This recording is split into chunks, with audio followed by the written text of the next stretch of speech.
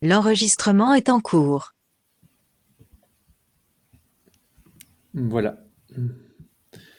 Donc j'ai commencé l'enregistrement. Bon, eh bien, écoutez, salut à tout le monde. Je suis heureux de voir quelques noms qui sont nouveaux encore par rapport à la semaine dernière. Euh, donc là, on amorce l'autre versant de notre cycle qui porte sur ce qu'on a appelé la transmission dans tous ses états. Donc il y a l'histoire de la maison, chapitre après chapitre par Jean. Et puis nous, on est à plusieurs. Alors Jean tout seul va raconter toute l'histoire de la maison. Il aurait besoin de beaucoup de séances encore, je pense, mais bon, on fait ce premier parcours comme ça. Et puis donc moi et quelques autres, on a fait une sorte de cercle de variation autour du thème de la transmission. Et c'est ça que je vais vous présenter ce soir. Donc j'avais mis comme titre Passage et impasse de la transmission, Nietzsche, Ricoeur, Arendt. Mais je voudrais commencer un petit peu par quelques mots autour de Marveille, parce que bien sûr, Marveille, c'est une maison parmi d'autres demeures aujourd'hui malheureusement oubliées, et qui a été habitée donc par la même famille quand même depuis la fin du XVIe siècle. Et ce que ça veut dire qu'il y a des gens qui se sont transmis, pas seulement la maison, aussi des récits, des paroles, des discours. Ils ont continué à se supporter, à se voir, à se frotter, hein. Bon, c'est une maison, voilà, ça frotte des générations différentes, qui ont des styles différents. Et c'est des gens qui ne se choisissent pas. C'est intéressant, je pense, aujourd'hui, et ça continue. Je veux dire, dans le Marveille d'aujourd'hui, il n'y a pas que des gens qui se sont entre eux choisis. Il y a une dimension familiale, donc on ne choisit pas sa famille. Voilà, on fait avec. Et je pense que c'est un apprentissage intéressant. Et c'est ce tissage qui finalement m'intéresse. Et c'est vers cette notion de tissage que je vais m'acheminer, notamment la prochaine fois avec le livre de Tim Ingold, qui est un ami ou en tout cas, je crois, un proche de Philippe Descola, de l'anthropologue Philippe Descola, et qui travaille sur justement repenser l'idée de génération comme tissage. Et puis, euh, la prochaine fois, travaillerai aussi à partir j'essaie de centrer du livre de Karl Mannheim, Le problème des générations. Karl Mannheim est vraiment un des pionniers de la sociologie. Et vraiment, c'est un petit livre je viens de relire avec que je trouve absolument magnifique. Et quelque part, la question que je vais traiter aujourd'hui, c'est celle du problème de la transmission. Je m'appuierai donc sur Nietzsche et quelques autres. Donc, qu'est-ce que ça veut dire de transmettre, d'hériter, de partager des maisons comme ça qui représentent quand même des bouts de mémoire plus vastes que nos vies qui sont quand même assez brèves, assez éphémères. Qu'est-ce qu'on peut transmettre? Qu'est-ce qu'on ne peut pas transmettre? Qu'est-ce que c'est qu'hériter de ce genre de passé et à quoi bon? Pour faire quoi? C'est une question qu'on s'est posée collectivement à Marveille à plusieurs reprises et d'une certaine manière, on essaye de faire avancer cette réflexion ensemble. Et la transmission, c'est pas seulement le patrimoine matériel, c'est aussi un patrimoine immatériel, des manières, des formes d'habiter, de vie, de langage, etc. Et c'est aussi des questions, je trouve, tout à fait vitales pour nos sociétés. La question de la transmission, pas seulement le patrimoine, mais aussi, par exemple, la place du musée. Je vais y venir, hein, la forme aussi touristique de nos sociétés. Enfin, pourquoi est-ce que le tourisme est au cœur de notre société? Qu'est-ce que nous transmettons par là? La question de culture vivante, capable à la fois de fidélité créatrice, hein, on pourrait dire comme ça. Donc voilà, les 444 ans sont l'occasion de cette variation réflexive autour des difficultés et des joies de la transmission, et je vais en donner quelques exemples, justement pris dans des domaines apparemment très éloignés de l'approche philosophique qui va être ici la mienne. Euh, je, et donc je prends le programme, hein, le premier exemple. Que se passe-t-il lors des ruptures technologiques qui déterminent des générations différentes, dans différents types on dirait de succession technologique, et qui font des ruptures et qui font oui, des générations. Et ça va être le sujet de Clotilde Salvador, le 12 janvier, donc c'est dans deux séances, dans un mois, sur le cas de l'industrie pas dans un mois, dans 2 mois, pardon, sur le cas de l'industrie des semi-conducteurs.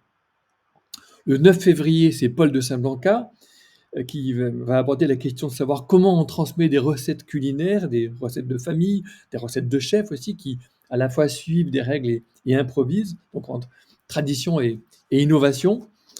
Et ce jeu entre l'héritage et la transformation, on le retrouvera bien avec Jean Rodet le 9 mars dans le domaine de l'architecture et de l'urbanisme. Euh, Autre question, est-ce qu'on transmet un art comme on transmet un savoir d'un point de vue scolaire? On pourrait dire par exemple, et Valentine Rodet va nous aider à réfléchir sur la transmission musicale, ça c'est le 13 avril. La transmission, elle est aussi sociale, c'est celle du patrimoine, mais c'est aussi ce que Pierre Bourdieu a appelé le capital symbolique, les manières d'être, le bon goût, hein, par exemple. Et là, c'est Timour Abel, qui nous présentera quelques remarques à ce sujet le 11 mai. Reste que la question des successions est au cœur des questions à la fois intimes des familles et des formes politiques au sens de l'héritage, des formes au sens notarial du terme. Et donc, on remercie d'avance Jacqueline Aberstock qui nous introduira à ce thème le 8 juin. Et une toute autre approche, enfin, sera celle apportée par Frédéric Bettinger le 13 juillet sur le thème « Comment la psychanalyse nous apprend à aimer nos ratés familiaux ». Voilà, je rappelle, j'évoque tous ces différents exposés, qui vont être tous enregistrés, qui vont tous être placés sur YouTube, juste pour faire voir la diversité des approches possibles de la transmission. Et ce n'est qu'un petit cercle, on aurait pu y en avoir bien d'autres, hein, autour des métiers de l'enseignement, du journalisme et des médias. Par exemple, moi j'avais beaucoup travaillé avec Régis Debray, qui dans sa médiologie essayait de travailler sur les formes de la transmission, la succession des grandes formes de transmission dans nos sociétés, l'oral, l'écrit, etc. Mais je pense particulièrement à la transmission scientifique, aujourd'hui que nous trouvons aujourd'hui si fragilisée dans le monde d'aujourd'hui, qui demande des longues chaînes de transmission de connaissances à la fois cumulatives et recoupées par un incessant travail de vérification, de validation à plusieurs. Je pense aussi à la transmission de la culture démocratique. Penser qu'il a fallu des générations et beaucoup de conditions pour former des citoyens un peu démocrates, et que c'est vraiment très facile à détruire, et qu'après il faut vraiment, c'est tout un travail de transmission. Vous voyez, il y a une dimension cumulative dans la civilisation qu'il ne faut pas sous-estimer. Alors j'en viens à mon sujet d'aujourd'hui, qui est donc cette introduction générale au problème de la transmission. Je dirais que ce problème, il est double. C'est que nous avons ce que Henri Bergson aurait appelé une dichotomie et une double frénésie, entre d'une part un trop de transmission, trop de mémoire, trop de tradition, et d'autre part un trop peu de transmission, une table rase qui vire à l'amnésie. D'une part, en effet, notre vieille société, et depuis quelques décennies, n'oubliez pas de fermer vos micros, hein. Donc d'une part, nos vieilles sociétés, on les reverra après pour la discussion, sont depuis quelques décennies frappées d'une maladie de la mémoire, d'un trop de mémoire, trop plein de commémorations, comme si nous parcourions de manière rituelle tout au long de l'année tout un cycle de dates, où tous les 10 ans, tous les 100 ans, tous les 400 ans, ou tous les 444 ans, c'est ce que nous faisons nous-mêmes, de manière rituelle, des moments, des monuments de mémoire. Finalement, ce qui est au centre de nos sociétés, ce n'est plus les arènes comme à Rome, ou la cathédrale du Moyen-Âge, ou la mairie, ni la gare de chemin de fer. Aujourd'hui, c'est le musée, hein. Je dirais même que le Capitole, aujourd'hui, est lui-même devenu une grande exposition universelle, une sorte de grand Disney World à adorer. Et la quintessence du patrimoine du Capitole, c'est justement des collections prestigieuses. Le musée, c'est l'Arche de Noé, où tout sera conservé, préservé.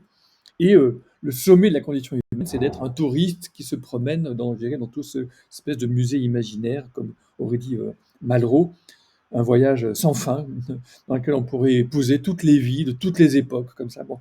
Et cette conception un peu, une sorte de grande big data numérique, une sorte de grande computation mémorielle universelle, serait finalement la forme d'une sorte de grand marché touristique planétaire, une sorte de fin de l'histoire. C'est que des choses que un lecteur de Hegel, j'ai l'air de plaisanter comme ça, mais un grand lecteur de Hegel qui s'appelle Alexandre Kojève avait entrevu cela comme forme de la paix universelle. Bon, de l'autre côté, au contraire, mais on va voir que c'est justement concomitant, on est une société où l'on jette facilement, où l'on ne répare rien, où l'on oublie tout, une société où l'on est obligé d'aller toujours très vite, Et donc, pour aller de l'avant, on est obligé de larguer, de jeter du lest, de ne pas se laisser retarder par la mélancolie, par le deuil, par les attaches, par les attachements. Et nous sommes emportés par un mouvement général, on pourrait dire d'amnésie, simplement parce qu'il ne faut pas s'alourdir inutilement et s'encombrer de passés devenus inutiles, de liens, de fidélités trop lourdes qui nous plombent, de traditions, d'héritages trop pesants. Et ça, c'est la rançon de notre idéal d'émancipation. Donc, l'accélération des permutations, des virtualisations, des échanges induit des ruptures de mémoire, et la transmission a notamment été rompue par les guerres qui ont déterminé des déplacements massifs. Partout où les populations sont massivement déplacées, il y a des ruptures de transmission. Transmission de savoir, de savoir tout bête, de savoir survivre, de savoir planter des choux, savoir... Et aussi, donc, la guerre, mais aussi l'invasion par des objets marchands.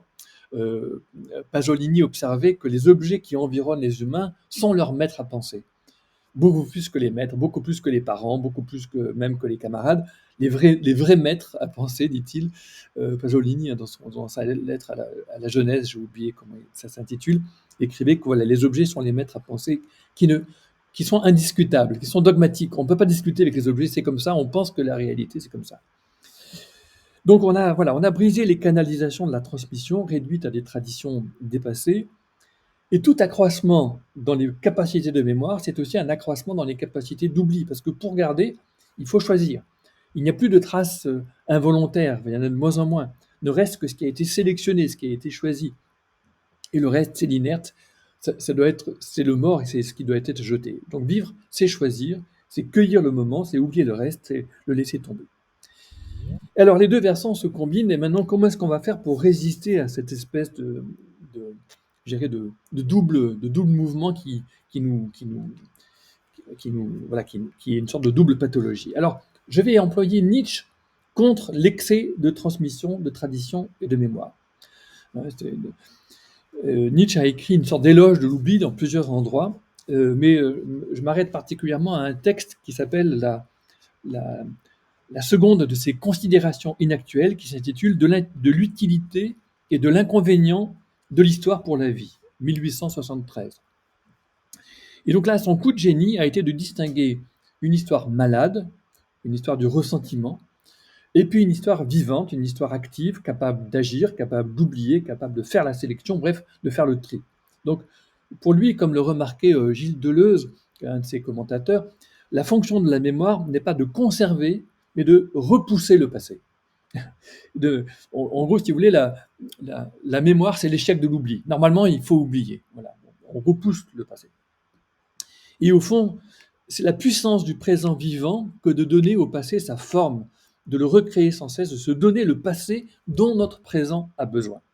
Nietzsche écrivait « Ce n'est que par la plus grande force du présent que doit être interprété le passé ».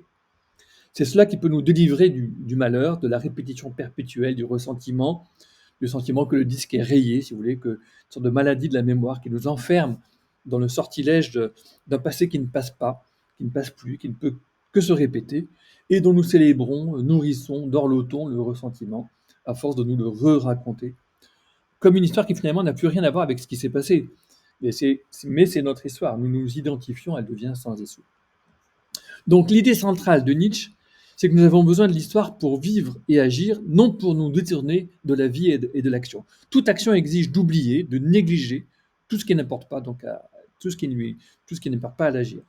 Nietzsche parle de la puissance de la volonté comme d'une sorte de force plastique qui permet d'incorporer les choses passées et les choses étrangères, je le cite, mais aussi de guérir, je le cite encore, de refaire par soi-même les formes qui ont été brisées.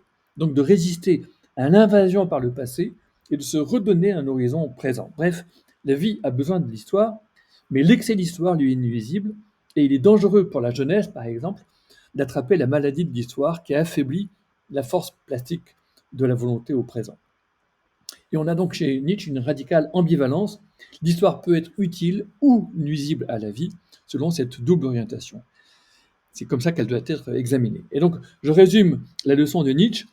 Pour hériter vraiment, il faut avoir la force de rompre avec l'héritage, d'être au présent, de rompre avec le passé pour être au présent. Mais pour rompre vraiment avec un héritage, il faut avoir la force de le recevoir. Il faut avoir la force de l'interpréter au présent. Hein. Celui qui n'est pas capable de recevoir un héritage, c'est-à-dire de le réinterpréter complètement dans son présent, eh ben, en fait, il n'a même pas la force de rompre avec lui. Il est captif du ressentiment, si vous voulez. Maintenant, je vais prendre l'autre versant. Je vais prendre Hannah Arendt contre l'excès de rupture des traditions, d'amnésie, de remodelage du passé, si vous voulez, qui est un excès inverse et non moins terrible. Ce qu'elle voit, Hannah Arendt, aux origines du totalitarisme, c'est une mémoire postiche, malléable, qu'on peut réviser à volonté par un présent qui est trop puissant. Notre époque est présentiste et nous devons mesurer les énormes moyens, presque industriels, ça va avec l'âge totalitaire, dont dispose le présent pour se refigurer à volonté le passé et pour refaire, je dirais, complètement reconditionner l'humain, se refaire à zéro, complètement, un homme nouveau. C'est ça le projet totalitaire, dit-elle. Milan Kundera, par exemple, le grand romancier, avait écrit un jour: toute la culture passée sera complètement réécrite et complètement oubliée derrière son rewriting. C'est dans L'Art du roman en 1986 qu'il avait écrit ça. Donc, partout où il y a des bouts de mémoire vive, un peu plus longs que nos petites vies individuelles, il y a une résistance à ce présentisme et à ce remodelage par le présent de tous les temps. Et ce qui est liquidé dans cette apologie de l'oubli comme libération de tout passé, c'est l'idée que nous sommes des sujets parlants, c'est-à-dire qu'en fait, des sujets qui héritent d'une langue qui est déjà là avant eux, déjà de la langue, si vous voulez, un langage qui nous précède de toutes parts, et que toutes nos paroles, nos pactes, nos promesses, nos contes, nos récits, nos proverbes, etc., enjambent les générations. Elles sont là depuis avant et elles vont continuer après. En fait, nous sommes pris dans cette suite langagière, déjà de paroles, qui sont d'ailleurs comme des abris plus durables que nous-mêmes, comme des vaisseaux, si vous voulez, comme des bateaux qui nous portent sur les vicissitudes du temps. Bon. On a besoin de cette espèce de théâtre du langage. Et c'est notre condition, la condition théâtrale de l'action et de la parole humaine que Hannah Arendt explore ainsi dans Conditions de l'homme moderne. Alors, dans un autre texte important, peut-être encore plus directement lié à notre sujet, qui s'appelle Qu'est-ce que l'autorité dans la crise de la culture, elle écrit que le totalitarisme pousse dans des contextes où l'autorité du gouvernement n'est plus reconnue, mais aussi l'autorité des maîtres ou celle des parents. Et donc ça, c'est un vieux texte, hein, c'est un texte de 1900... Ah, j'ai pas noté la date. Je pense que c'est dans les fin des années 50. Donc elle montre alors que le problème, c'est qu'on confond l'autorité avec le pouvoir, ou même avec la violence, alors que là où la force est employée, l'autorité proprement dite a échoué. L'autorité non plus n'est pas de l'ordre de la persuasion. C'est pas la condition de l'autorité n'est pas une sorte d'égalité argumentative, c'est autre chose. Donc Hannah Arendt va s'appuyer sur la différence dans la Rome antique entre l'idée de potestas, la force, la puissance, et l'idée d'auctoritas, qui est cette augmentation que le Sénat ajoute aux décisions politiques. Si vous voulez, les magistrats, les consuls, par exemple, ils ont le pouvoir, mais ils n'ont pas l'autorité. L'autorité est dans le Sénat, c'est-à-dire dans les anciens. Je vous lis le texte de Hannah Arendt. Pourtant, la relation entre auctor et artifex n'est pas la relation platonicienne entre le maître qui donne des ordres et le serviteur qui les exécute. La caractéristique la plus frappante de ceux qui sont en autorité est qu'ils n'ont pas de pouvoir. Cum potestas in populo, auctoritas in senatu sit. Tandis que le pouvoir réside dans le peuple, l'autorité appartient au Sénat. Parce que l'autorité, ça veut juste dire l'augmentation que le Sénat ajoute aux décisions politiques. Je continue à la lire. Donc, elle n'est pas le pouvoir, elle nous paraît insaisissable et intangible, et elle a à cet égard une ressemblance frappante avec la branche judiciaire du gouvernement de Montesquieu, dont il disait la puissance en quelque sorte nulle, et qui constitue néanmoins autorité dans les gouvernements constitutionnels. Mommsen, qui est un commentateur de l'histoire romaine, l'appelait plus qu'un conseil et moins qu'un ordre, un avis auquel on ne peut passer outre sans dommage. Vous voyez, le consul pouvait agir en dépit de la non-autorisation du Sénat, mais il le faisait, il en avait le pouvoir, mais il n'était pas appuyé, on peut dire augmenté, par l'autorisation du Sénat. Donc, si vous voulez, la fonction de l'autorité, elle est d'augmenter, elle est d'approuver. L'autorité ne dit pas non. Tout ce qu'elle peut faire, c'est approuver. Et donc, l'idée de Hannah Arendt, c'est que la fonction de la tradition des anciens ne, ne peut pas jamais être un frein pour le présent, mais elle peut appuyer, elle peut approuver. Alors maintenant, je vais terminer par revenir à Ricoeur, qui récapitule les deux aspects de la question. Il commence son dernier grand livre qui s'appelle La mémoire, l'histoire, l'oubli, publié en 2000, en écrivant Je reste troublé par l'inquiétant spectacle que donne le trop de mémoire ici, le trop d'oubli ailleurs, pour ne rien dire de l'influence des commémorations et abus de mémoire et d'oubli.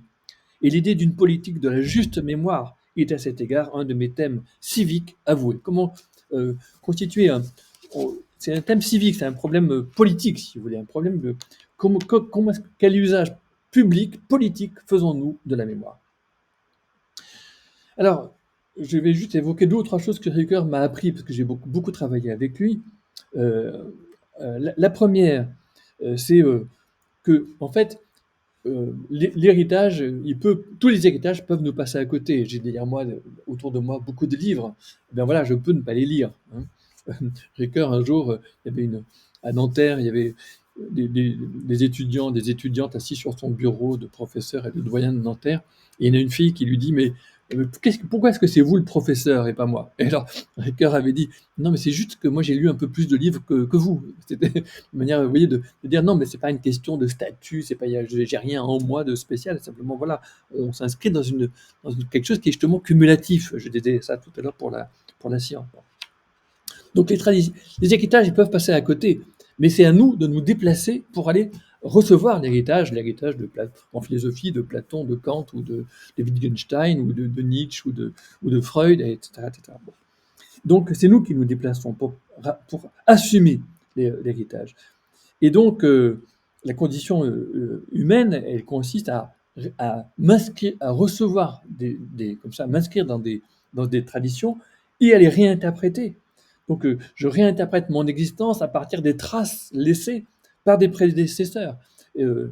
Et comme il dit, toute interprétation place l'interprète in media res, au milieu des choses, et jamais au commencement. Nous ne sommes pas au commencement, nous ne sommes pas à la fin, nous sommes au beau milieu. Il écrit une phrase, à mon avis, magnifique pour notre sujet. Nous survenons en quelque sorte au beau milieu d'une conversation qui a déjà commencé et dans laquelle nous essayons de nous orienter afin de pouvoir, à notre tour, y apporter notre contribution. Un très beau livre qui s'intitule Du texte à l'action. Donc, je pense que ce qu'il propose ici, c'est d'entrer dans cette conversation dans ce dialogue des générations. Et pour rentrer dans cette conversation, en même temps, il faut avoir accepter une certaine étroitesse, une certaine modestie. Moi, je suis né à tel endroit, à telle date, je suis daté, je suis localisé et daté. Je suis pas de partout. Ma condition n'est pas une sorte de condition, je le disais tout à l'heure, une sorte de tourisme universel dans lequel je pourrais épouser n'importe quel contexte, n'importe quelle vie, n'importe quel milieu. Non, je suis né dans un milieu. Bon, et donc il faut repartir, il faut reconnaître cela pour l'interpréter. Ça ne veut pas dire que je suis enfermé dedans. Justement, c'est à moi d'en faire autre chose, de le tirer vers autre chose, de partir de là pour aller vers autre chose. Ricoeur a une formule magnifique, il dit, pour avoir en face de soi un autre que soi, il faut avoir un soi. Ensuite, ce qui se passe dans la transmission, c'est que celui qui transmet d'une certaine manière, par exemple un maître, par exemple Ricoeur pour moi, ou Lévinas, ou tous les maîtres, Yankelevitch, enfin tous ceux que j'ai eus comme Michel Henry, les grands professeurs que j'ai eus, eh bien, ils délivrent quelque chose, ils cherchent à transmettre. Mais ils ne peuvent pas transmettre si moi je ne reçois pas. Et ce qui en moi reçoit, c'est quelque chose qui est suffisamment éveillé pour recevoir. Je ne peux pas recevoir si je ne peux pas ne pas recevoir. Je pense que je reviens sur la formule de Nietzsche tout à l'heure. Quelqu'un qui ne peut pas ne pas recevoir, eh bien, il ne peut pas recevoir. recevoir, ça demande cette capacité à, à prendre sur soi et à réinterpréter autrement, de manière vivante, si vous voulez.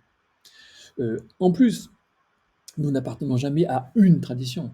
Les traditions sont mêlées. Je me méfie terriblement de l'idée, si vous voulez, des racines grecques ou des racines hébraïques ou des racines françaises ou des, je sais pas trop. Enfin, heureusement, rien n'est pur. Tout est mélangé. Toutes les traditions sont toujours mélangées et nous appartenons toujours déjà à des traditions mêlées, à des transmissions mêlées qui ne cessent de se corriger mutuellement et avec lesquels nous avons, dit Ricoeur, un rapport de fidélité créatrice.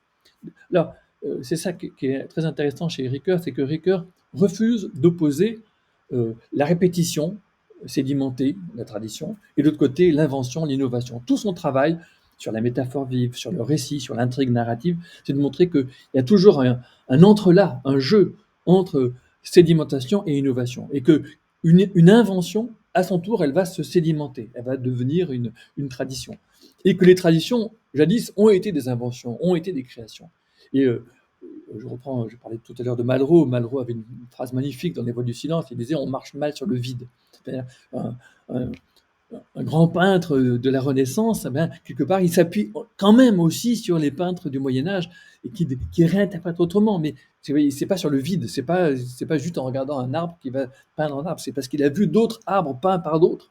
On transforme les formes, ne cessent d'être transformées, si vous voulez.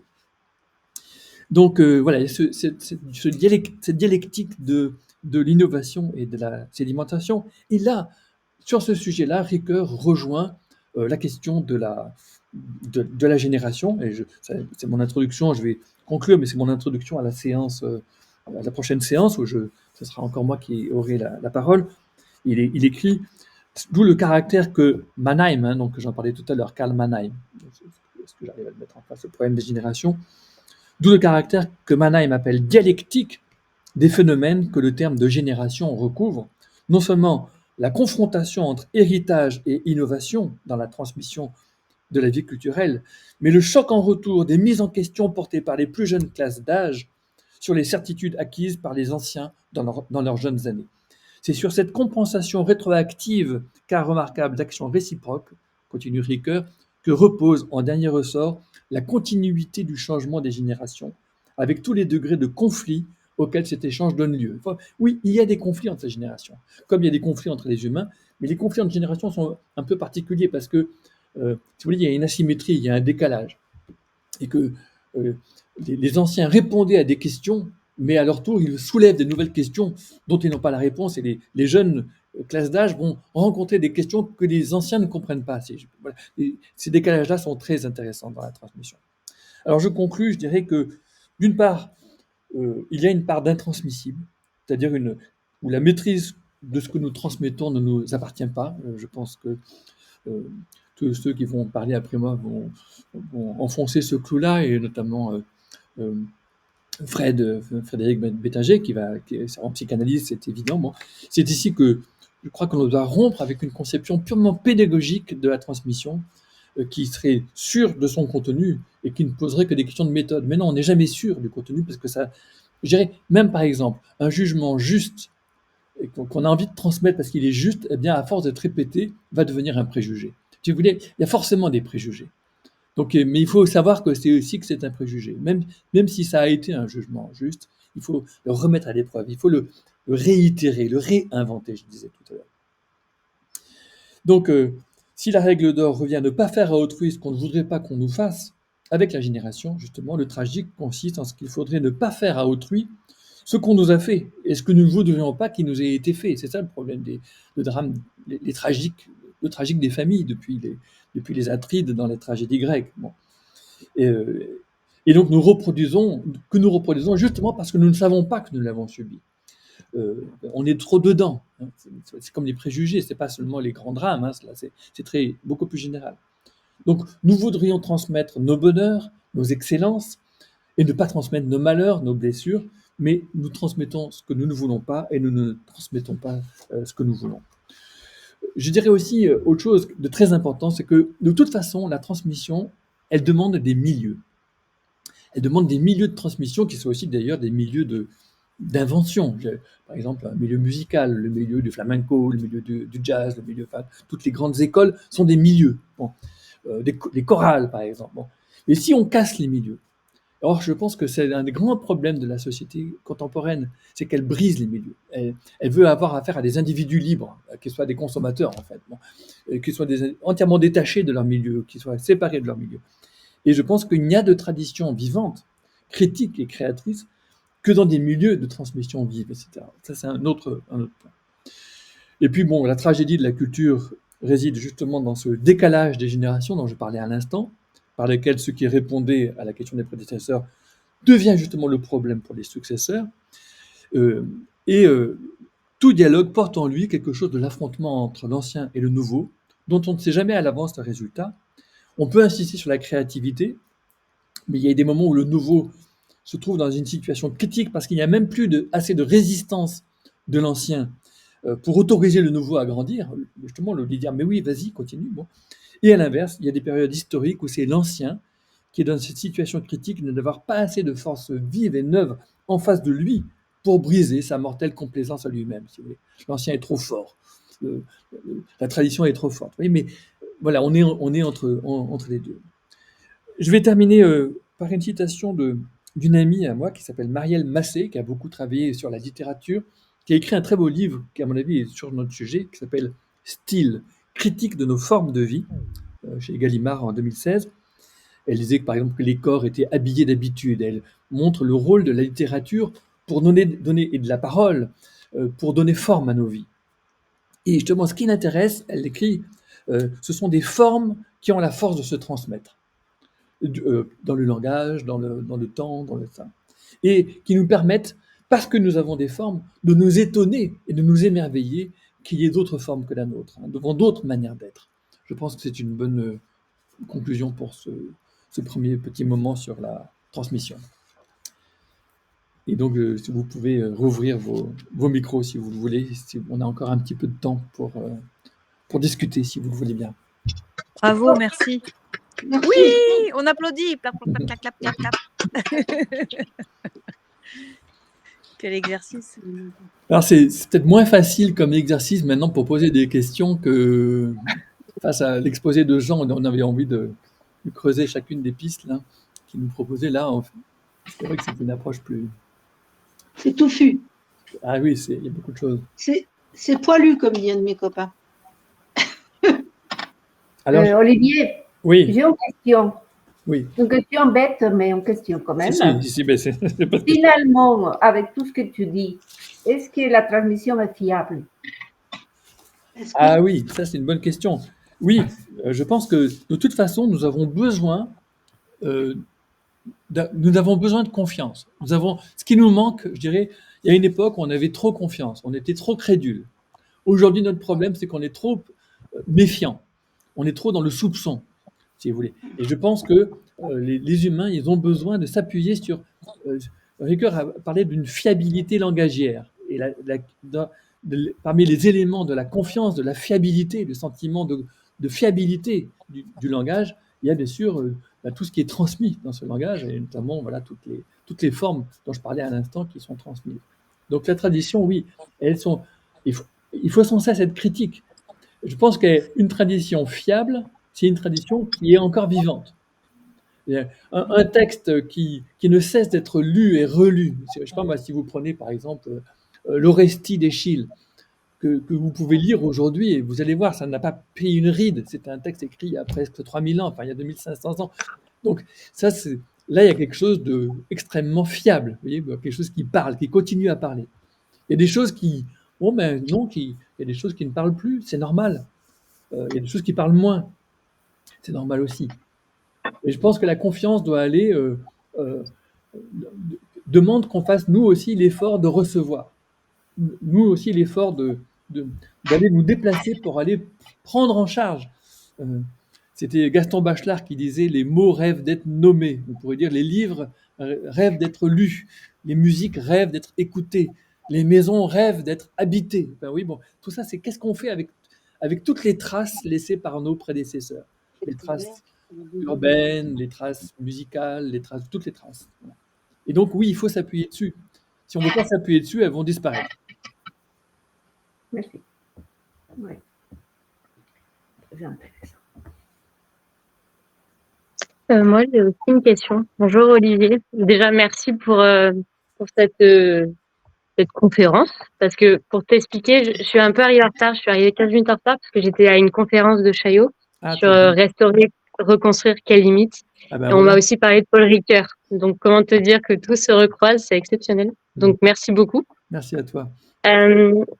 J'avais une petite question. À un moment, tu as dit l'excès de l'histoire qui affaiblit l'apport plastique.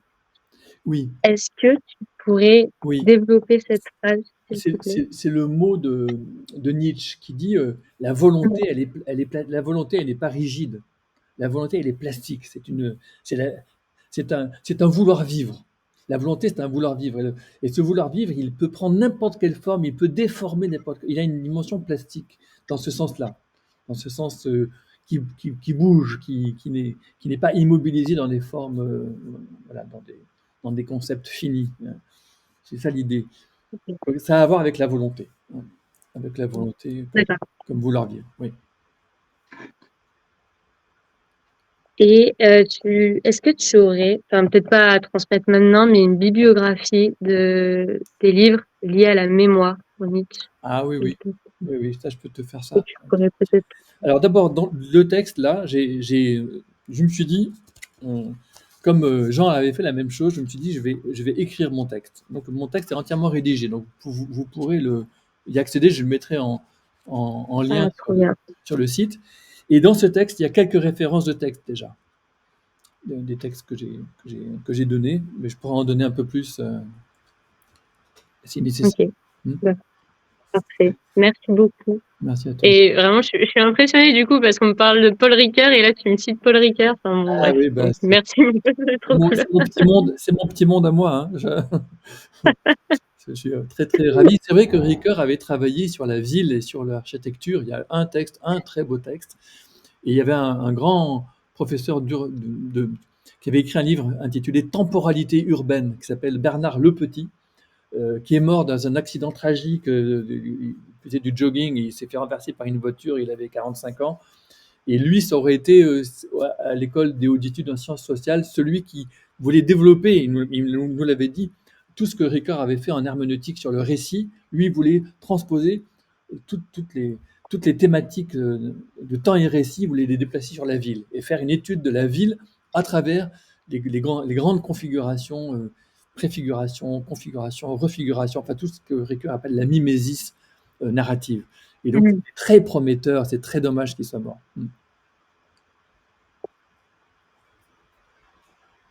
Ok, merci. Olivier.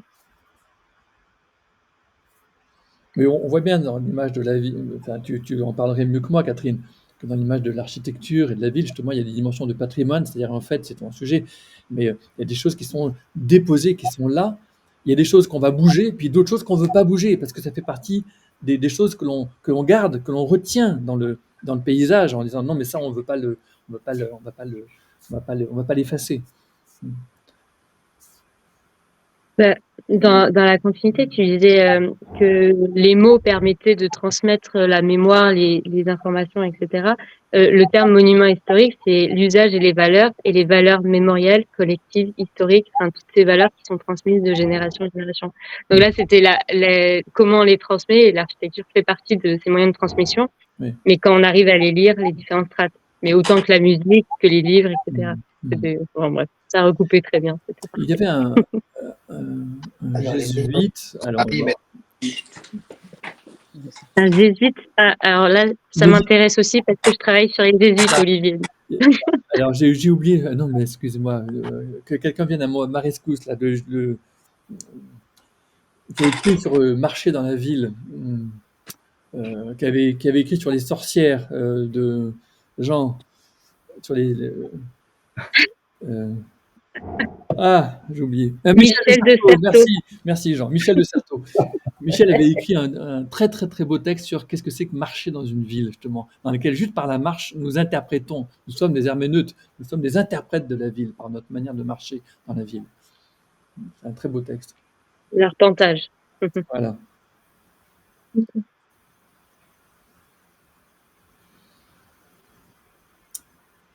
Voilà, on a encore quelques minutes si vous voulez, mais pas obligé. Il y a une chose que je n'ai pas compris. Oui. Tu dis que selon Nietzsche, la mémoire, c'est l'échec de l'oubli. Oui. J'ai entendu ça. Comment on peut transmettre sans mémoire? Non, mais bien sûr, c'est un peu un paradoxe. Mais si vous voulez, on a tendance à penser que l'oubli, c'est un échec de la mémoire. Si vous voulez, l'oubli, c'est l'oubli qui est un ratage. Normalement, on doit se souvenir. Et lui, il dit non, la vie, elle a besoin de l'oubli. Et d'abord, la vie, elle l'oublie beaucoup, beaucoup, beaucoup. Et heureusement, sinon, on serait malade. Et de temps en temps, il y a des...